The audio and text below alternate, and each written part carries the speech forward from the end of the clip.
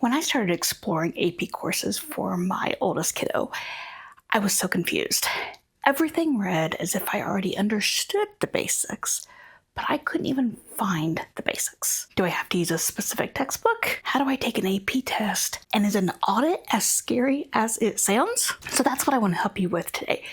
We are going to talk about 5 things you need to know to get started with AP courses. By the end of the video, you'll have a good foundation, much better than what I had, when you go to start exploring specific AP or advanced placement courses that your homeschooler wants to take. Now, AP courses haven't been a big part of our homeschool yet, but that's going to change with Matthew.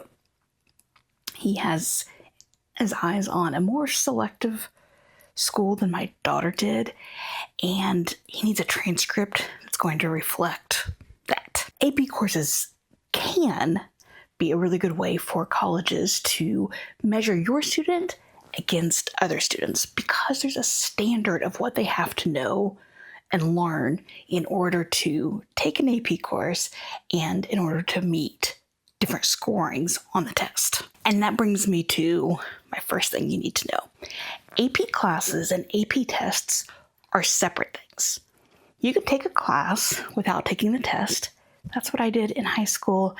I took AP Government and we met before school, like 6:30, but I didn't take the test. I just wanted to take the class. You can also take the test without taking the class. You can still self-study for the test. The course shows the rigor and material that they are going to learn in the class. The AP test shows how well they tested to reflect what they've learned. Taking the class without taking the test isn't a negative. That's a common question, and colleges do not see it as a negative because they still see that you took a lot of rigor in the class and what you earned as a way to compare it against other students. Taking the test without taking the class also isn't a negative. Matthew this year took AP Computer Science Principles, I think. There are 2 AP Science courses, and I always forget which one is whichever one it was. He did not take the test, in part because we had difficulty finding a spot for him, and I'll get to that here in a minute. But also, I wanted him to experience the class without the pressure of worrying about the test as well. Looking back, I think he would have been fine to take the test, but I didn't know, and we had to make that decision early. So the second thing you need to know is that if your kiddo wants to take an AP course and list it on their transcript with that AP notation on it, you have to get it approved by the College Board. This is that audit process that I mentioned, and it is not as scary as the idea of like a IRS audit. The College Board website has now a page that clearly lays out what you need to do. If you are taking an AP class from an online provider like Blue Tent or Pennsylvania Homeschoolers or AIM Online Academy, places that have an approved AP course, then when you go into the process, the audit process, and enter your name, etc., one of the options is to select your online provider. All of those places will be listed. Choose it, and you're done. Not so hard, is it? That's what we had to do for Matthew's computer science because he did use an online provider, CompuScholar. And speaking of online classes, let me throw this here. AP online classes are going to be spendy. They involve a lot more work for the teachers to get approved, and then the teaching, the grading, etc. It's a higher level. Online high school classes are expensive, but for AP courses, if you get it for under $700, that's pretty good. They are spendy, but you're paying for someone else's expertise. Now, if you want to do it on your own at home, this doesn't have to be as scary as it sounds either. When you go through the audit process, again, following exactly what the College Board says, enter your name. There's a bunch of questions that you have to check off that you're going to do or you agree to, and then you'll select a textbook. Now, something to know is that there are a bunch of suggested textbooks. If you want to use one that's not on there, there is an option to add another one and see if they get it approved. But just because you have a textbook doesn't mean that your entire course has to be textbook based. Your student needs to have access to it. If you are meeting everything else without relying heavily on the textbook, that's okay. But especially if it's your first course, you'll probably want to use that for your basis. Now, once you have agreed to all of that, selected your textbook, it'll bring you back to the main screen, and that's where you're going to do the syllabus.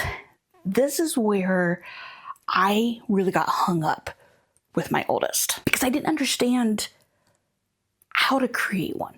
I'm just a homeschool parent. How did I know what needed to go on this syllabus, this outline of what they're going to learn? Well, now, and maybe then, and I just couldn't find it, they have a sample syllabus that you can use. If, for some reason, you don't want to select that one, all you have to do is select it and submit it. You can Google for AP comparative literature syllabus, find someone else's, and either use it directly or use it to base yours on.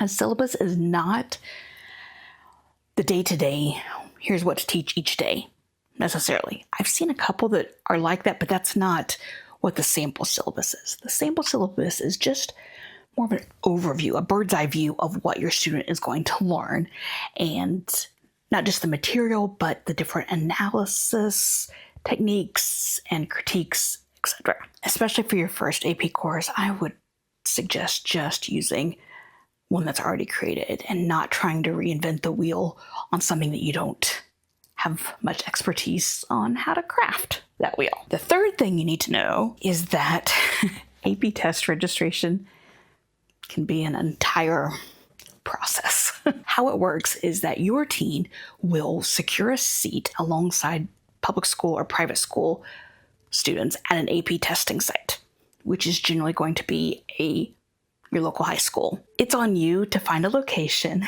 that is offering the test you need, as well as has a slot available for your student.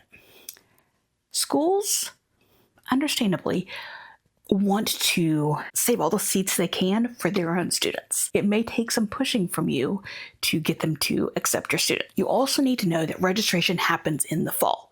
So late summer, beginning of the school year, don't wait long to start calling around, especially if you are in an area where you might need to call several places. Okay? Test ordering date cutoff is November 15th for the schools. So they want everything done before then, set, so that they know so they're not waiting until the last minute. If your student is going to need any kind of testing accommodations, that can be an entire process as well. I would suggest, well before the new school year, that you contact the college board and find out what you need to do to get those accommodations. As I understand it, those accommodations technically will be enacted by the school itself, but you have to get it approved beforehand in order to force the school to make those accommodations. And one last thing about testing is that AP courses typically test on the same day each year. So on the first Saturday of May, these three or four will test. On the second Saturday of May, these 3 or 4 will test. And I think there are 3 Saturdays in May that they do the testing. So you can look ahead of time now and check. They do make adjustments sometimes, but typically what tested on the first Saturday this past year will be what it is for next year. Not only will that help you with your own schedule, but especially if you've got your kiddo first time taking a class, if they're taking more than one AP test, having classes that all test on the same day may not be your best choice. One, because of the amount of studying, but also because testing times might conflict. So take a look at that before you make any final choices about what classes you're going to take and which tests you might use with that. The fourth thing you need to know is that taking every AP course you can may not be beneficial for your homeschool kiddo, even if your student is applying to a selective program. Does your student really want to take this class? Are they buying into it enough that they will put in the work, the homework, the studying for the test, if that's what you choose to do? Is that workload for that particular course going to be a good choice? If your kiddo hates math or is a struggling math student, then taking Calculus BC may be a really bad choice because they may not do well on it, on the class itself and or on the test. Taking a regular calculus course at home or through community college may be a better choice for that class. If your kiddo is heading into something like they want to study German literature or creative writing, do they need a Calculus BC class? Would it be better to spend that time on a comparative literature class, for example, instead? You want to show off their strengths and appeal to what colleges are going to want from them. However, if they are heading into creative writing, but they are a really strong math student, then Calculus BC may be a good choice for your kiddo. There's no right answer in every case. This is really something you need to consider for each of your kiddos for each class. But earning a C on an AP class just to have an AP class on their transcript is probably not going to be the best choice for most kiddos.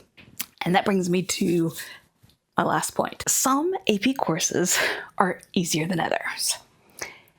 Classes like environmental science, human geography, psychology, these are considered easier AP classes, the classes themselves as well as the tests. More difficult ones include things like AP biology, which we're tackling this year, so wish us luck, chemistry, calculus, US history, which we're going to do next year, I believe. So, if you can have a mixture each year, that might be a great choice for your kiddo. They're still maybe taking 2 AP classes, but one easier, one more difficult. Also, with the testing, if they have one easier one to study and one more difficult, that's going to make studying better. Also, if your 9th grader wants to take AP US History and AP Biology, 2 of the more difficult choices, and they've never taken an AP class, which they can't because you can't take AP classes until you're a 9th grader, then you are probably going to want to help them understand the error of their ways, because that is probably not going to be a good choice for most students. So now that you have a good foundation, I'm going to leave a couple of other videos that will give you some additional good information about AP courses down below. Check those out. And if you have experience with AP courses, I would love to have you leave your tips or advice down in the comments so that we can learn from you.